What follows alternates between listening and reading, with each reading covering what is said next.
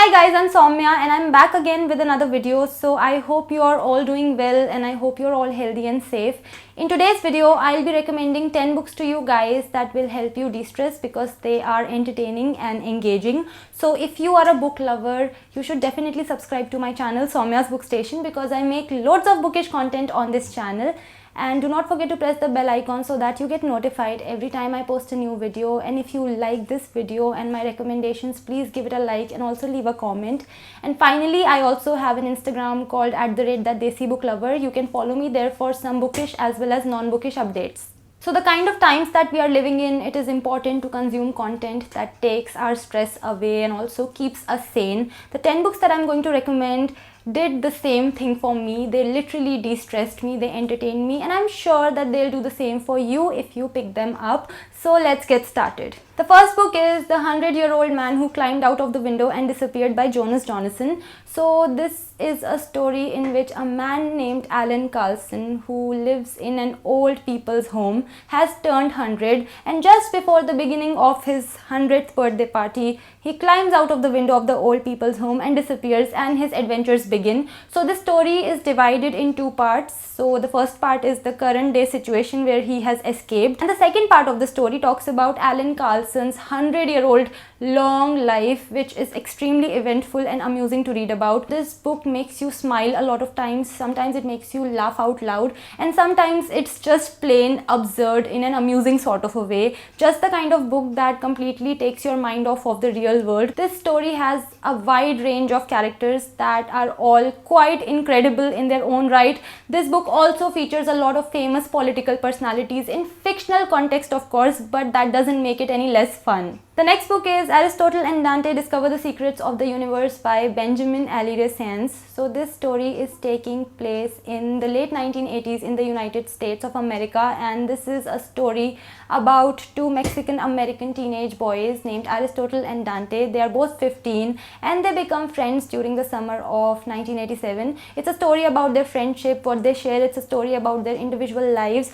So the reason for recommending this book is that it's an ultra sweet, adorable story, something that makes you smile so many times, and it also makes you cry.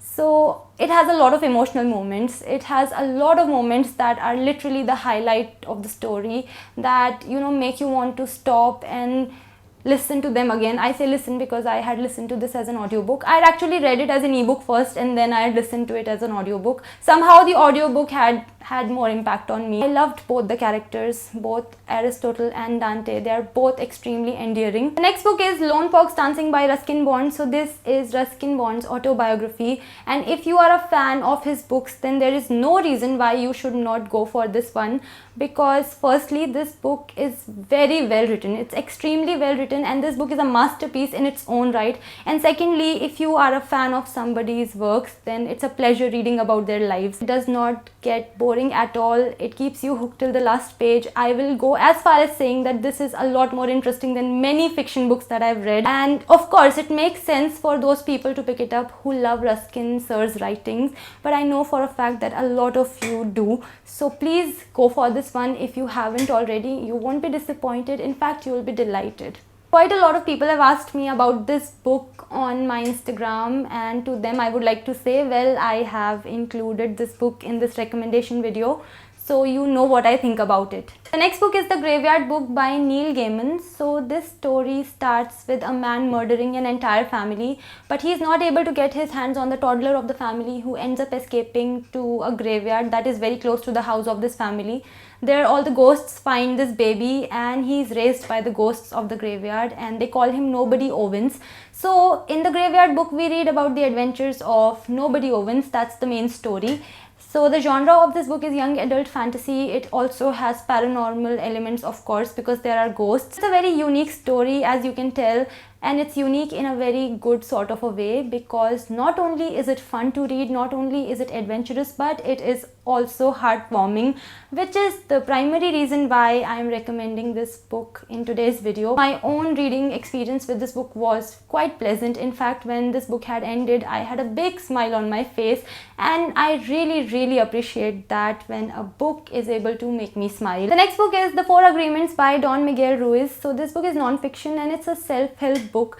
So this book talks about the 4 agreements that we should all make in our lives so that we can lead happier, more free lives, so that we can be positive, we can be mentally free. So that's the intention behind this book, which I think is great. So the 4 agreements are basically that you should be impeccable with your words, you should not take anything personally, you should not make assumptions, and you should always do your best. So this book elaborates on all 4 of these agreements. I had a very positive experience after reading this book. I had felt very light, and honestly I am really trying to implement these agreements in my life, and I feel that these are the kind of things that you might say that you have heard every now and then, but then reading a book that kind of re-emphasizes something that you already know in a positive light sort of a way is a good way to, imbibe that in your life. The only downside that this book might have for some people is that it does get repetitive, but I think that is not that big of a problem with this book, because this book is just like 140 pages long, so it's not at all lengthy. It does not drag on forever. Also, this book has a spiritual vibe to it. The next book is Longburn by Joe Baker. So this is a reimagining of Pride and Prejudice from the servant's perspective. So in this story we read about the lives of the servants in the Longburn estate, which is the estate of the Bennet family. In Pride and Prejudice, we had read about things that were grand and pretty, ladies and gentlemen. In Longburn, we read about the same world, but we see the unglamorous and gritty side of it, because the story focuses on the servants. Of course, you should have read Pride and Prejudice before you read Longburn, and I totally understand if you are one of those readers who do not like to read reimaginings and retellings of famous books. That's fine. But if you are like me and if you like to read reimaginings of famous books, then this is a book that you should not miss out on, especially if you love Pride and Prejudice. This is the kind of book that will call you back time and again if you pick it up. The next book is The Hitchhiker's Guide to the Galaxy by Douglas Adams. Now, I have talked about this book a fair few times on my channel, but this book deserves to be mentioned as many times as is possible. This is a sci-fi book, and I'm not even somebody who loves science fiction as a genre, but I absolutely loved this book. This book is a laughter therapy. So this story is about how Earth is demolished by Vogons, and the only survivor left is a man called Arthur Dent, and this is a story about his misadventures as he goes around the universe with his friend Ford Prefect. This is the book that is literally going to make you forget about everything and every stress in your life. I had listened to this one as an audiobook, and what a marvelous experience that was. The next book is Less by Andrew Sean Greer. So this is a story about a man named Arthur Less who is about to turn 50, and he's not much of a success as a novelist. One day he receives a wedding invitation, and the invitation is to attend the wedding of his ex-boyfriend. Arthur does not want to blatantly turn down this invitation, but he also doesn't want to attend. So what he does is that in order to escape attending this wedding, he starts accepting all the invitations from around the world to attend a lot of literary events. A story about a man who is trying to escape his heartbreak by traveling around the world. I had the best time reading this book. This is the kind of book that takes some of your time. It's not exactly a lengthy read, but the way it has been written and the way the story unfolds, it's the kind of book that kind of demands your time, but overall I feel it's worth it. The next book is Little Women by Louisa May Alcott. So this story is taking place during the time of American Civil War, and it's a story about 4 sisters, Meg, Jo, Beth and Amy. So all these 4 sisters are completely different from each other, and that is why they bring different things to the story. The story is about their lives, it's about their challenges, and it talks about a lot of values actually. It talks about the importance of family. It talks about the importance of being grateful. On the whole, this story has a very positive vibe.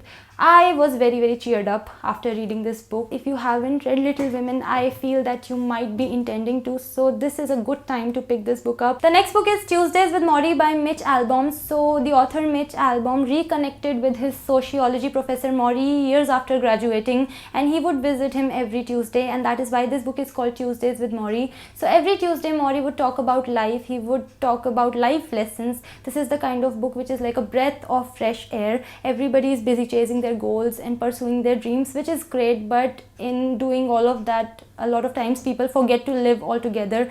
Tuesdays with Morrie is a gentle reminder that you should not do that, that you should also live life alongside also pursuing your dreams. So that's it, guys. These are my 10 recommendations of books that can be stress busters, that can help you de-stress. I hope you like this list. I hope you pick these books up and you read them and you like them. If you have them, that's great. If you want to get them on Kindle edition or something, then you can use my affiliate links to do that, because that will support me and I really appreciate it. So that was it for today's video. If you want to connect with me on my social media, the links are in the description box. I'll see you in my next video. Till then, bye bye and take care.